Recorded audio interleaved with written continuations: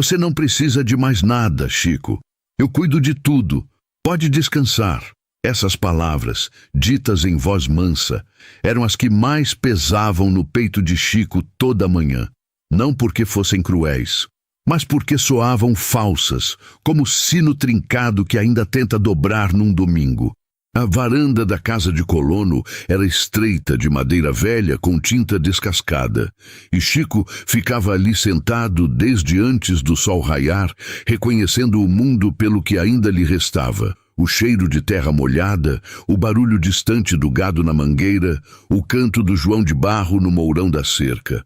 Havia 6 meses que seus olhos não enxergavam mais do que sombra e claridade vaga.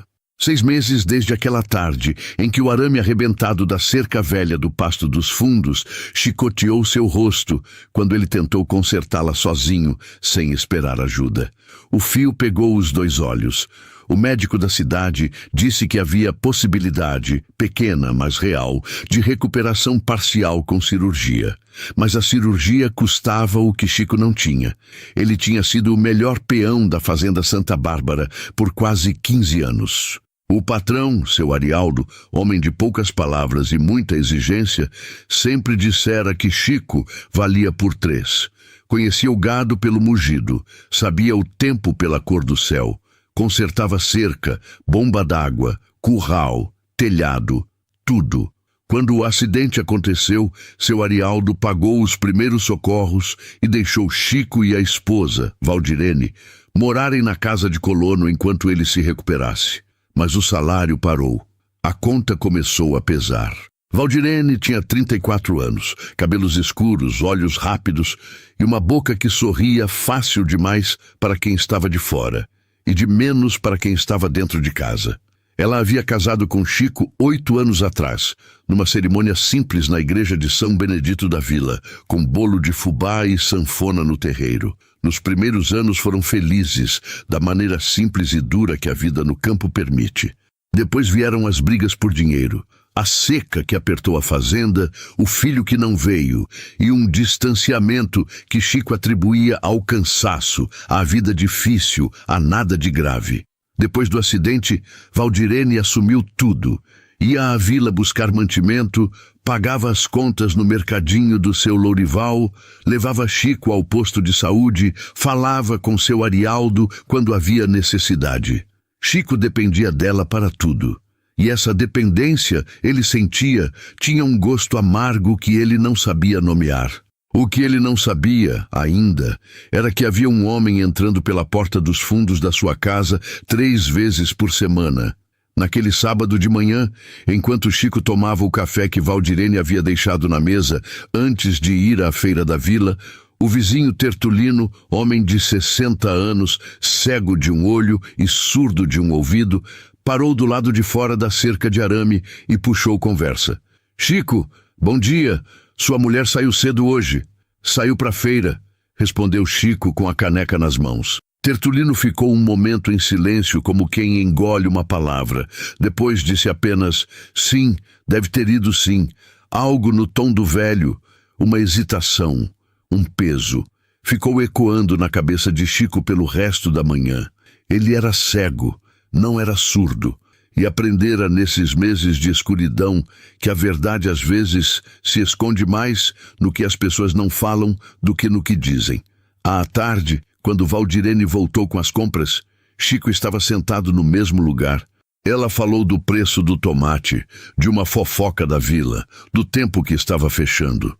Chico respondeu com monossílabos, como sempre, mas desta vez estava escutando de um jeito diferente, escutando o que ela não dizia. Foi nessa mesma tarde que, ao estender a mão para pegar o casaco no gancho da parede, seus dedos tocaram algo que não era dele. Um lenço de tecido fino, com cheiro de água de colônia masculina, forte e barata. Não era o cheiro do seu Arialdo. Não era o cheiro de Tertulino. Era o cheiro de um homem mais jovem, descuidado, que havia deixado um rastro sem perceber. Chico dobrou o lenço com cuidado e enfiou no bolso da calça. Não disse nada, mas algo dentro dele, que havia estado dormindo desde o acidente, acordou. Se essa história já tocou no seu coração, deixa o like e se inscreve no canal. Ela ainda está só começando. Os dias seguintes foram de silêncio calculado. Chico aprendera, na escola dura da roça, que homem que fala antes de saber perde duas vezes, perde a razão e perde o respeito. Então ele ficou quieto e foi construindo no escuro dos seus olhos um mapa feito de sons, cheiros e ausências. Valdirene saía toda terça, quinta e sábado de manhã. Dizia que ia ao mercadinho, ao posto de saúde, à casa da comadre Neuza, mas voltava sempre com o mesmo perfume diferente impregnado nas roupas. Não o dela, não o de nenhuma mulher. E havia uma leveza no jeito dela de andar quando voltava, um certo descuido alegre que desaparecia conforme o dia avançava, e ela lembrava que estava em casa, com o marido cego sentado na varanda. Chico começou a prestar atenção nos sons da casa. A porta dos fundos, que dava para o quintal e depois para o caminho do pomar velho, rangia diferente da frente. Ele conhecia aquele rangido. Por 2 anos havia prometido consertá-la. Agora agradecia não ter consertado. Na quinta-feira, por volta das 10 da manhã, pouco depois de Valdirene dizer que ia só até o mercadinho pegar fermento, Chico ouviu a porta dos fundos ranger. Passos na cozinha, o som de uma cadeira sendo puxada, uma voz masculina, baixa, que disse apenas, "Ela vai demorar."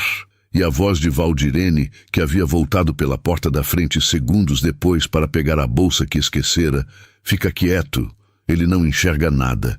Chico estava no quarto, parado, respirando devagar. Ele não enxerga nada. A frase caiu dentro dele como pedra em cisterna funda. Não foi raiva o que sentiu primeiro, foi vergonha, a vergonha de quem está sendo usado como desculpa para a própria desonra.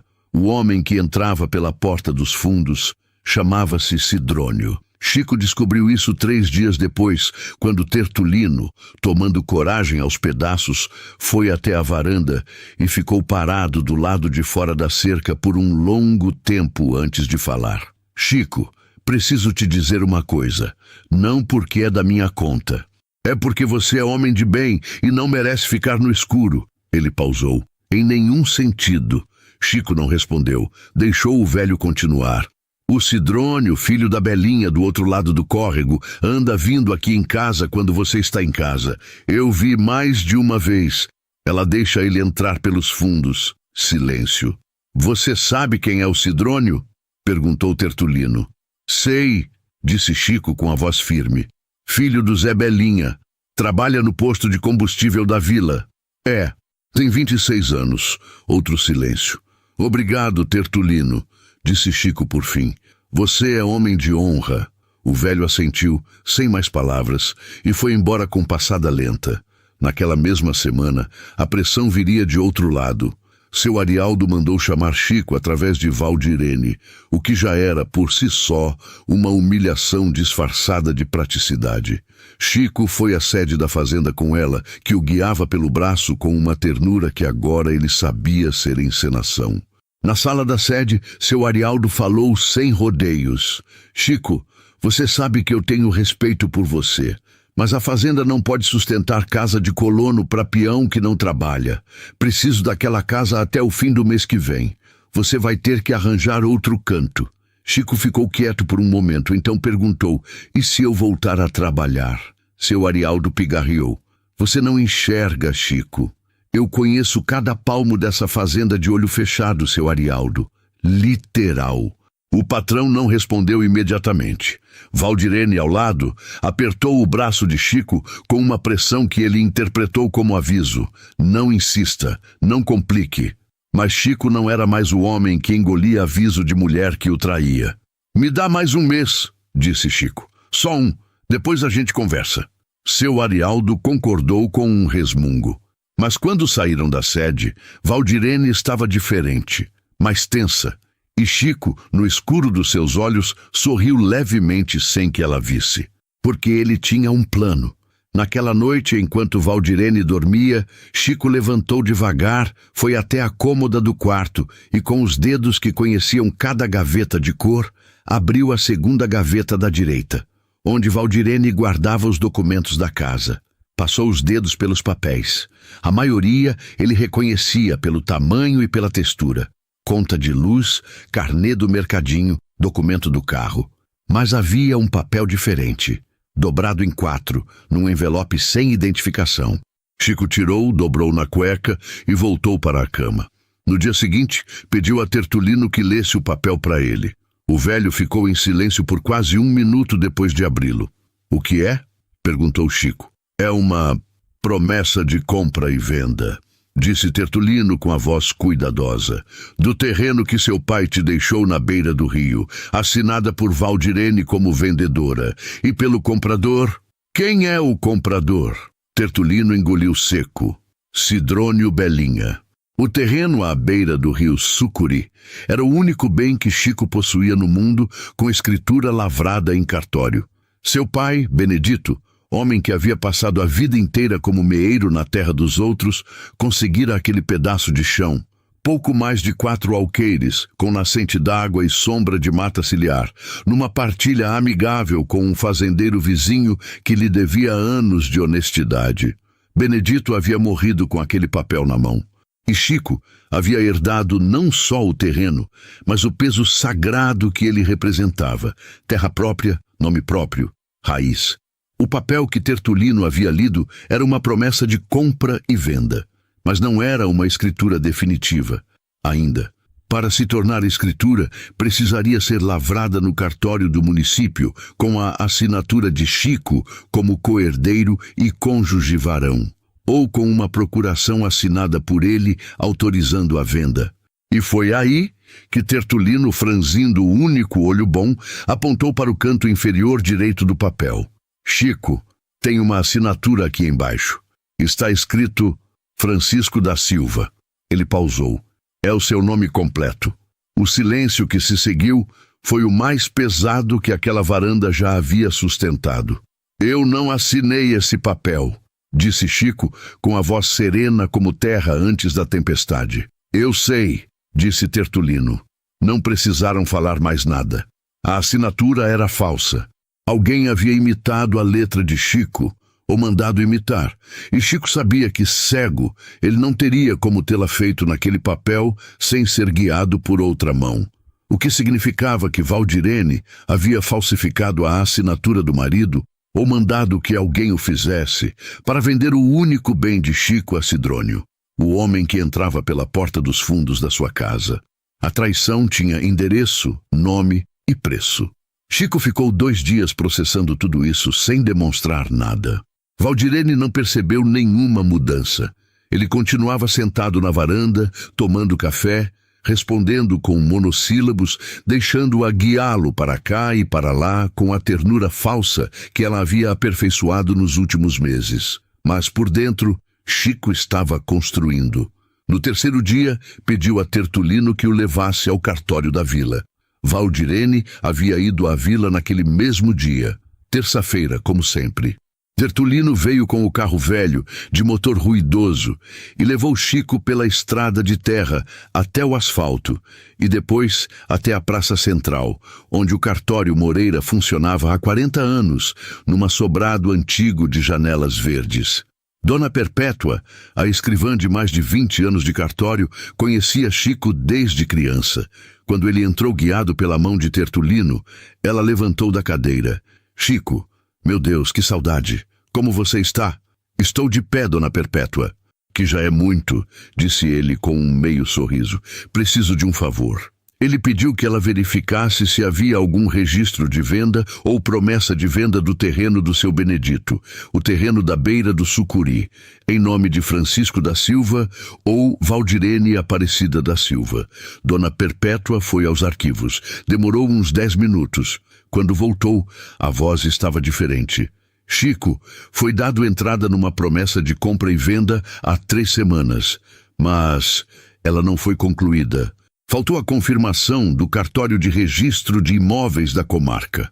O processo está parado porque o oficial exigiu a presença do proprietário titular, você, ou uma procuração reconhecida em cartório com sua assinatura. Quer dizer que a venda não foi concluída?" Não, mas o pedido foi feito. E a assinatura no papel, a minha? Dona Perpétua hesitou. Chico, eu preciso te dizer que quando esse papel chegou aqui, eu mesma estranhei. Conheço sua assinatura desde que você tinha 18 anos e assinou o primeiro documento. Essa assinatura não é igual. A senhora guardou esse papel? Guardei cópia. Como manda o procedimento? Chico respirou fundo. Dona Perpétua, a senhora pode me dar uma declaração escrita dizendo que essa assinatura é suspeita e que a venda não foi concluída? A escrivã ficou em silêncio por um momento. Então disse: posso. E posso fazer mais do que isso. Posso registrar aqui agora uma notificação formal no seu nome, bloqueando qualquer movimentação desse terreno até segunda ordem. Faz isso, Dona Perpétua. Por favor. Quando Chico saiu do cartório com os papéis dobrados no bolso, o sol da tarde batia forte no calçamento da praça. Ele parou no meio-fio, ergueu o rosto para cima, como quem procura o calor que os olhos não alcançam mais. E ficou assim por um instante. Tertulino, ao lado, estava com os olhos marejados. E agora? Perguntou o velho. Agora, disse Chico. Eu vou à missa de domingo. Tertulino não entendeu na hora. Entendeu no domingo. A igreja de São Benedito da Vila era pequena, de paredes brancas e sino de ferro.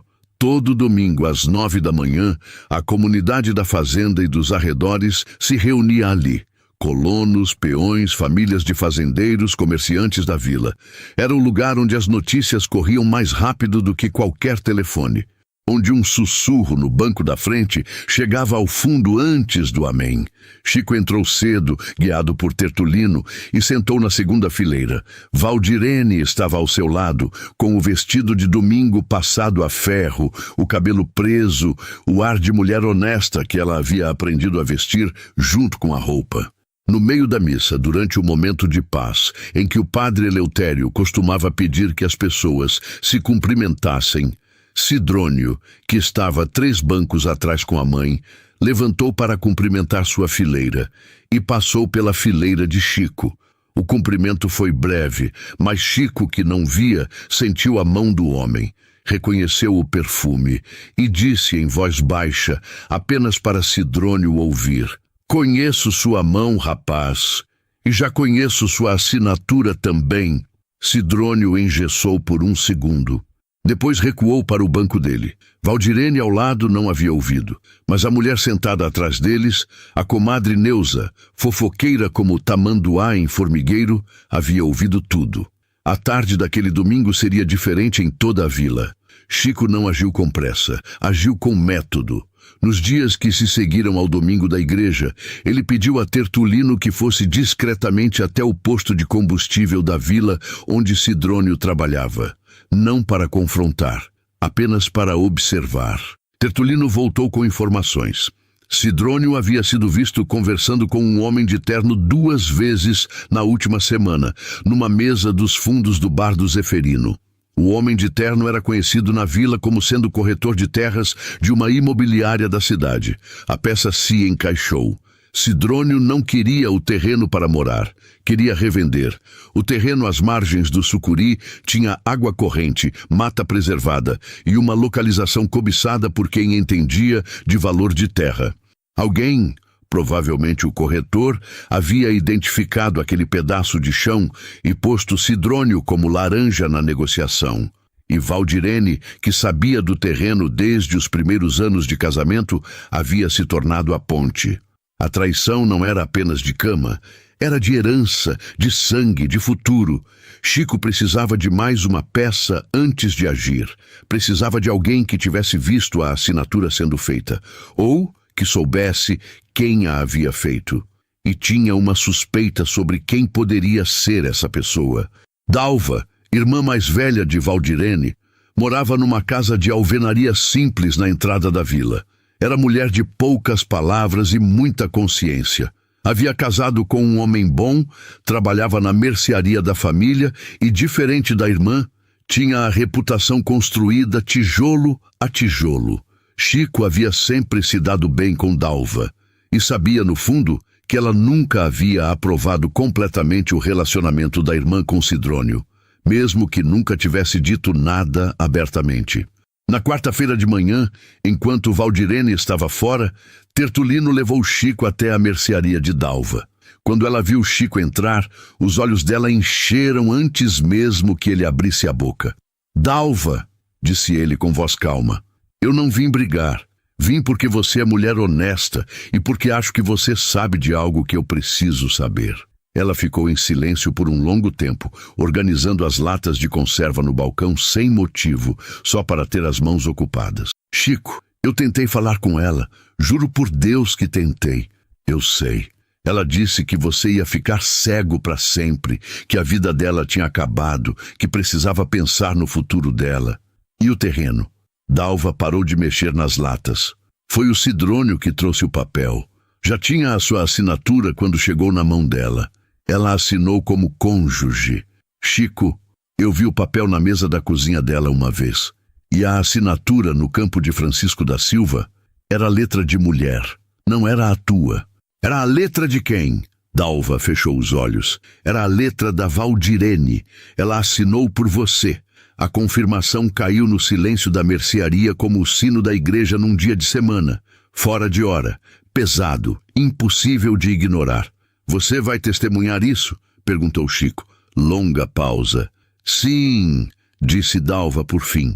"Porque você é homem de bem e porque minha irmã errou feio. E porque meu pai, quando estava vivo, ensinou que erro sem correção vira maldade." Chico assentiu. Agradeceu sem abraço, sem excesso, apenas com o nó na garganta que o homem do campo engole sem mostrar. Enquanto isso, Valdirene havia percebido que algo estava diferente em Chico, embora não soubesse o quê. Ela começou a agir com mais cautela. Escondeu o celular, tornou-se mais atenciosa em casa, voltou a fazer o almoço que havia deixado de fazer semanas atrás. Mas também, Chico percebeu, havia períodos em que ela saía por tempo incomum e voltava com o cheiro não de sidrônio, mas de nervosismo, aquele suor levemente adocicado de quem está tramando.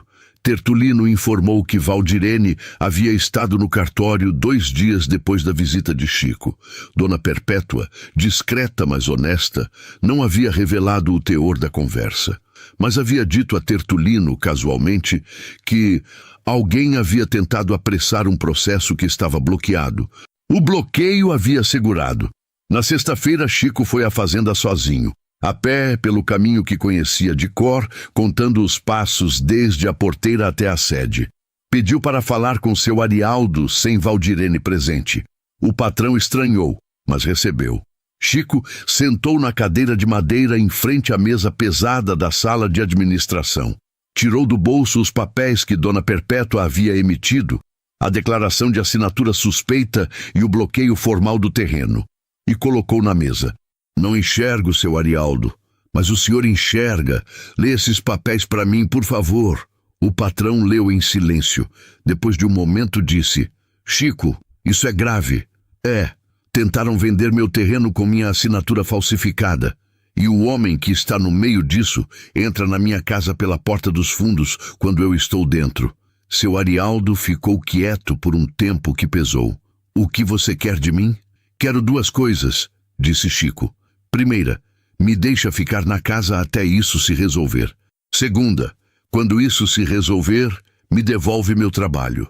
O patrão olhou para o homem cego sentado à sua frente, as mãos sobre os joelhos, a postura ereta, o queixo firme, e viu ali o mesmo peão que havia carregado a fazenda nas costas por 15 anos. "Tá bom, Chico, você tem minha palavra." No domingo seguinte, Chico pediu ao padre Eleutério, homem justo e de boa escuta, que convocasse uma reunião de comunidade na paróquia para a segunda-feira à tarde. Reuniões assim não eram incomuns. Serviam para tratar de assuntos da comunidade, disputas de cerca, inventários, questões de vizinhança. O padre não sabia os detalhes, mas conhecia Chico há décadas. Disse que sim. Valdirene, quando soube da reunião, perguntou sobre o que seria. "Assunto de terra", disse Chico com simplicidade. "Questão do terreno do meu pai." Ela não respondeu. Mas naquela noite, Chico ouviu ela fazendo ligação em voz baixa no banheiro. Não entendeu as palavras. Mas entendeu o tom. Era o tom de quem está sendo avisado de que o chão vai tremer. A segunda-feira chegou com céu carregado e vento que dobrava as pontas do capim. A igreja de São Benedito ficava no centro da vila, de frente para a praça onde as crianças jogavam bola nos fins de tarde e onde os velhos sentavam nos bancos de cimento para ver o tempo passar. Quando o sino bateu 3 horas, o salão paroquial ao lado da igreja já estava com mais cadeiras do que o previsto. A notícia de que Chico, o peão cego da fazenda Santa Bárbara, havia pedido a reunião correu rápido demais para ser coincidência. Era o tipo de assunto que a vila esperava, mesmo sem saber exatamente o que. Valdirene chegou ao lado de Chico, guiando-o pelo braço como sempre. Ela usava o vestido azul de poá, o cabelo solto, o rosto composto. Sidrônio chegou mais tarde, encostado na parede do fundo, com os braços cruzados e o queixo alto de quem quer parecer despreocupado e não consegue. Sua mãe, Dona Belinha, veio junto e sentou 3 cadeiras atrás de Valdirene. Dalva chegou sozinha e sentou na fileira da direita, sem olhar para a irmã. Dona Perpétua do cartório veio de vestido escuro, com uma pasta de documentos no colo. Seu Arialdo ficou de pé perto da porta, chapéu na mão. O padre Eleutério abriu a reunião com uma breve oração, depois passou a palavra a Chico. Chico levantou devagar. Ficou de pé na frente de todos. Os olhos leitosos voltados para a frente, como se enxergasse a sala inteira mesmo sem ver. Boa tarde a todos, disse ele com voz clara. Peço desculpa por tomar o tempo de vocês. Mas tem uma questão de honra e de herança que precisa ser resolvida na frente da comunidade, porque foi aqui, nessa comunidade, que meu pai Benedito construiu seu nome. E é aqui que eu preciso defender o nome dele e o meu. Silêncio absoluto. Meu pai me deixou um terreno. 4 alqueires à beira do Sucuri, com nascente e mata. Está na escritura lavrada em cartório, em meu nome desde que ele faleceu. Esse terreno nunca foi colocado à venda, mas 3 semanas atrás chegou no cartório Moreira uma promessa de compra e venda desse terreno, assinada como vendedora pela minha esposa Valdirene e assinada como proprietário por mim, Francisco da Silva. Ele parou. O problema é que eu nunca assinei esse papel. O murmúrio que percorreu o salão foi como vento passando pelo bambuzal. Valdirene ao lado engessou. Dona Perpétua, disse Chico, virando levemente o rosto na direção dela. A senhora pode confirmar o que verificou? A escrivã levantou, abriu a pasta e leu com voz profissional. No dia 23 do mês passado, deu entrada neste cartório uma promessa de compra e venda referente ao imóvel rural registrado em nome de Francisco da Silva, localizado às margens do rio Sucuri. A assinatura no campo do proprietário titular apresentou divergências em relação às assinaturas reconhecidas em documentos anteriores do mesmo titular, arquivados neste cartório. Em razão disso, o processo foi suspenso e foi registrada a notificação de bloqueio a pedido do próprio titular, em data posterior. Ela fechou a pasta e sentou. E quem é o comprador registrado no documento? Perguntou o padre Eleutério, que havia entendido que seu papel naquela tarde era mais de mediador do que de celebrante. Sidrônio Belinha, disse Dona Perpétua, sem inflexão na voz. Todas as cabeças viraram para o fundo da sala. Sidrônio descolou os braços da parede. Engoliu. O queixo alto havia descido. Valdirene havia ficado branca. Chico, isso é mentira, ela disse, com voz que queria ser firme, mas saiu rachada. Você me pediu para cuidar dos documentos, você mesmo disse que não conseguia mais. Eu pedi para você guardar os documentos, disse Chico com calma perfeita. Nunca pedi para você vender o terreno do meu pai, mas você precisa de dinheiro. A cirurgia custa caro, eu só estava tentando ajudar, sem me contar, sem minha assinatura verdadeira. Você assinou! Eu vi você assinar. O silêncio que se seguiu foi diferente dos anteriores. Era o silêncio de quem acabou de dizer algo que não pode ser desfeito. Porque se Chico havia assinado, ela havia estado presente. Se ela havia estado presente, ela havia testemunhado. Mas se a assinatura era falsa, como Dona Perpétua acabara de confirmar tecnicamente, então Valdirene estava se contradizendo na frente de toda a comunidade. Dalva levantou da cadeira. Padre, disse ela, com voz contida, mas firme, eu vi esse papel na mesa da cozinha da minha irmã. E a letra no campo de Francisco da Silva não era do Chico, era da minha irmã. Valdirene virou para ela como se tivesse levado um bofetão invisível. Dalva, você está traindo sua própria família. Família não é sangue só, disse Dalva com os olhos úmidos, mas a voz seca. É honra, e você jogou fora a sua. Dona Belinha, no fundo da sala, levantou e puxou o filho pelo braço. Sidrônio, a gente vai embora agora. Fica, Dona Belinha, disse Chico sem agressividade. Seu filho ainda precisa explicar ao cartório como chegou a esse papel. Isso não é assunto meu de resolver aqui, é assunto de autoridade. E então, pela primeira vez em toda a reunião, a voz de Chico ganhou uma camada diferente. Não de raiva, mas de algo mais fundo, mais doído. Valdirene, eu fiquei cego num acidente de trabalho. Perdi meu sustento, minha independência, minha dignidade de homem que se vira sozinho. Mas não perdi minha cabeça, nem minha honra. Você usou minha cegueira como permissão para me trair dentro da minha própria casa e para vender a única herança que meu pai me deixou. E achou que eu não ia descobrir porque não enxergo. Pausa. Mas você esqueceu que eu sei escutar. O salão estava absolutamente imóvel. Valdirene abriu a boca. Fechou. Abriu de novo. Nenhuma palavra saiu. As lágrimas vieram, mas o salão naquele momento não estava mais do lado dela, e ela sabia disso. Podia sentir no silêncio das pessoas ao redor.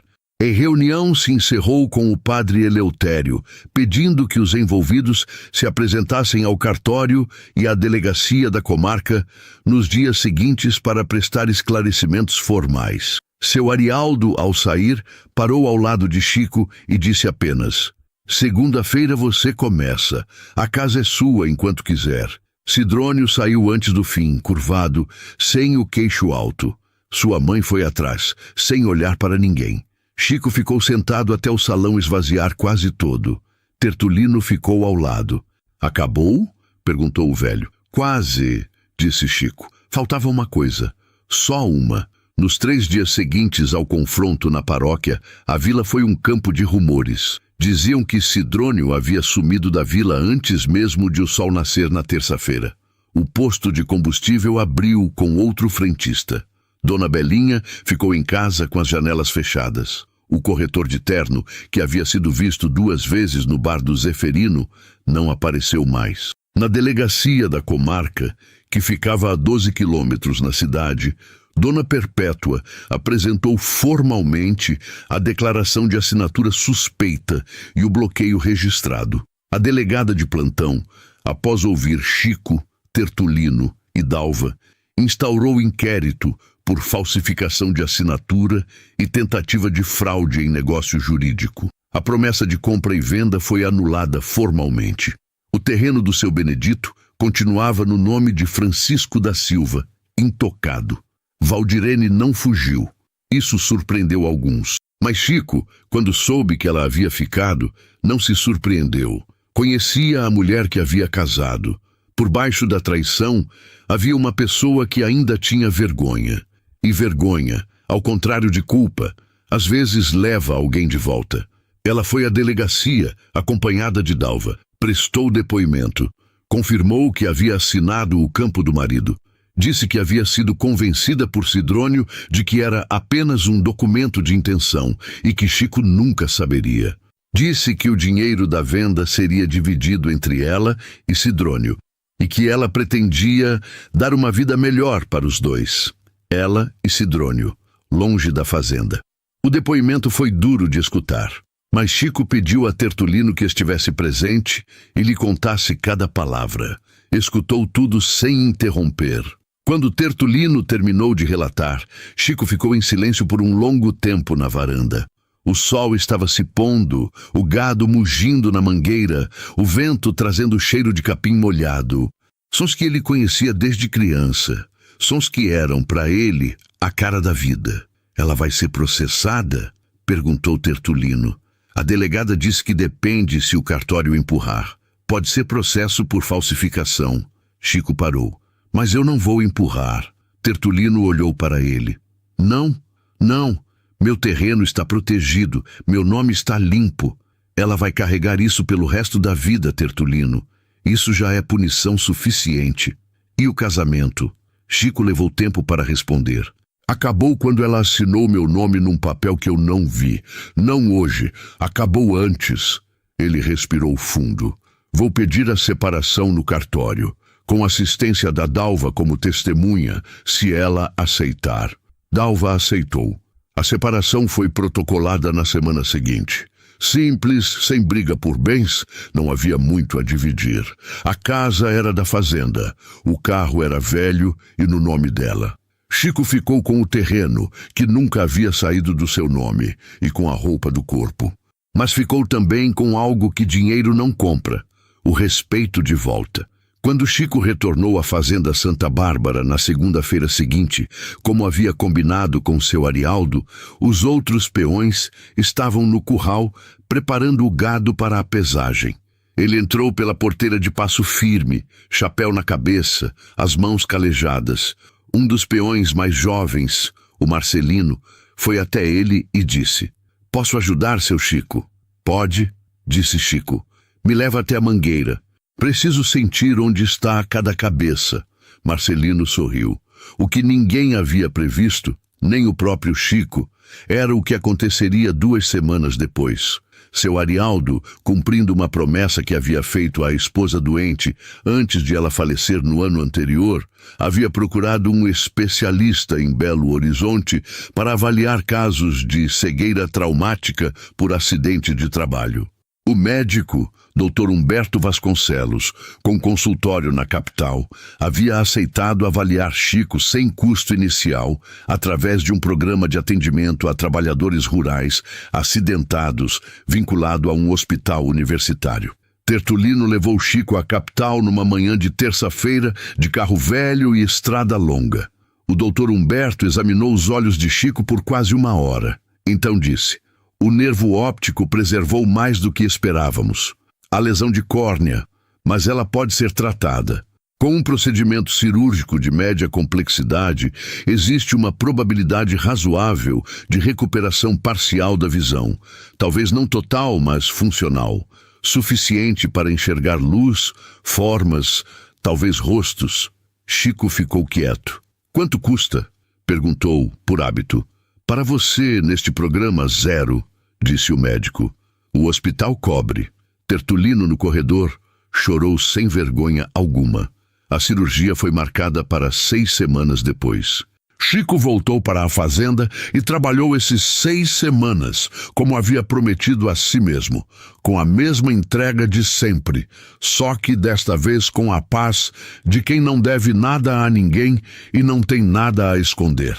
Na manhã da cirurgia, antes de entrar no centro cirúrgico, Chico ficou parado no corredor branco do hospital. Sentiu o cheiro de álcool e de ar-condicionado, tão diferente do cheiro de terra e capim a que estava acostumado. Colocou a mão no chapéu que havia trazido, mesmo sendo desnecessário. E pensou no pai.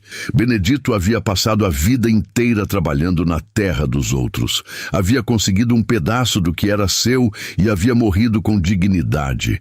E havia deixado para Chico não só a terra, havia deixado o exemplo que homem que mantém a honra mantém tudo, mesmo quando perde os olhos. O terreno estava seguro, o nome estava limpo, o trabalho estava de volta. O resto, fosse o que fosse, Chico podia encarar. 5 meses depois, numa manhã de início de inverno, com geada fina no capim, Chico saiu da casa de colono às 5 da manhã, como havia feito por 15 anos. Mas desta vez, ao chegar na porteira do pasto, parou, ergueu os olhos para o horizonte e viu o céu ficando laranja. Não era uma visão perfeita. Era como olhar através de um vidro levemente embaçado. As formas existiam, as cores existiam, a luz existia. A cirurgia havia restituído 62% da acuidade visual do olho direito e quase nada do esquerdo. O Dr. Humberto havia dito que era um resultado acima do esperado para o nível do trauma. Chico havia respondido apenas: então, tá bom.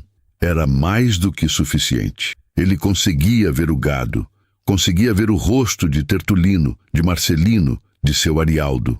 Conseguia ver as mãos, as suas próprias, calejadas, marcadas, que ainda sabiam fazer tudo o que precisavam fazer. O que via com um olho bom era mais do que muita gente via com dois.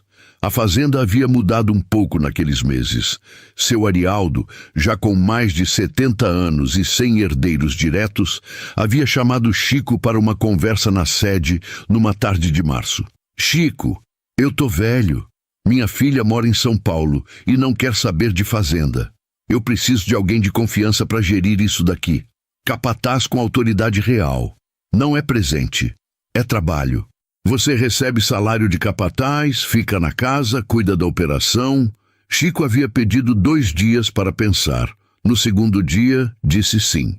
Não porque a proposta era boa, embora fosse, mas porque era o reconhecimento de algo que havia sido verdade por 15 anos e que o acidente havia tentado enterrar, que ele sabia fazer aquele trabalho melhor do que qualquer outro. O terreno à beira do Sucuri continuava no seu nome. Ele havia ido lá uma vez depois da recuperação parcial da visão, sozinho, de manhã cedo.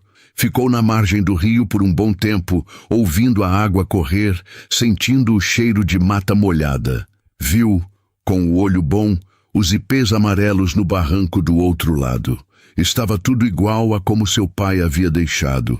Havia pessoas na vila que diziam que Chico deveria vender o terreno agora que tinha a visão parcial de volta e um salário de capataz. Que era dinheiro bom parado. Chico respondia sempre do mesmo jeito. Terreno do meu pai não é investimento, é memória. Sidrônio havia deixado a vila. Segundo o que chegou aos ouvidos de Tertulino, havia ido para o Mato Grosso trabalhar numa fazenda de soja, longe e sem muito barulho. O processo por tentativa de fraude havia resultado numa pena suspensa, com obrigação de serviço comunitário, sem cadeia, mas com registro. O corretor de terno havia passado por auditoria da imobiliária e perdido o registro de corretor por 6 meses. Dona Belinha havia voltado a frequentar a missa aos poucos. Chico a cumprimentava quando se cruzavam na praça, como fazia com qualquer pessoa da vila. Ela desviava o olho. Ele não fazia questão de forçar encontro. Valdirene havia se mudado para a cidade, onde morava com uma prima. Dalva, que falava com ela de vez em quando, havia dito a Chico que a irmã estava bem, trabalhando numa loja. Chico assentiu. Não perguntou mais nada. Não havia rancor, havia distância.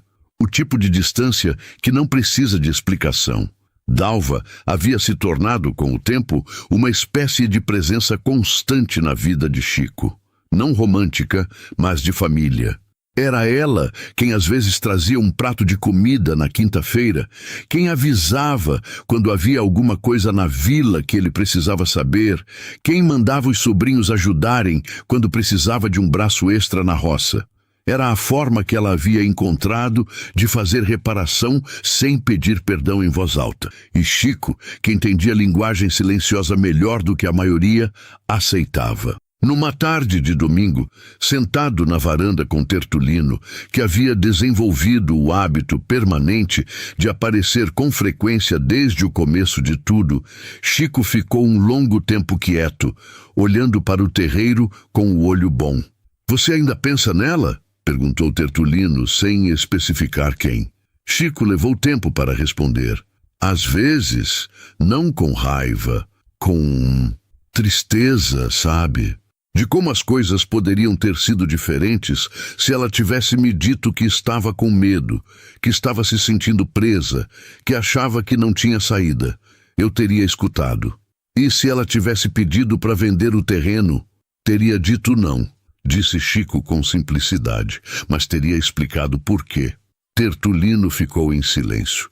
O que você aprendeu com tudo isso? Perguntou ele depois. Chico olhou para o horizonte, onde o sol começava a afundar atrás do Morro do Cruzeiro, tingindo tudo de laranja e rosa num espetáculo que há 7 meses ele não conseguia ver.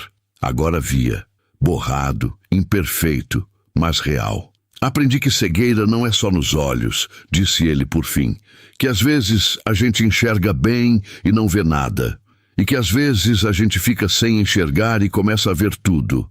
Parou. E aprendi que homem que tem honra não perde nada que realmente importa. Pode perder o teto, o trabalho, a mulher, os olhos, mas a honra fica, e é ela que devolve o resto. O gado mugiu lá no fundo. O sino da igreja de São Benedito tocou 6 horas. Chico se levantou, bateu a poeira do chapéu na coxa e foi para dentro preparar o jantar. Simples assim. A vida voltara, não igual a antes, melhor, porque era a vida construída na verdade, no trabalho honesto, no nome limpo.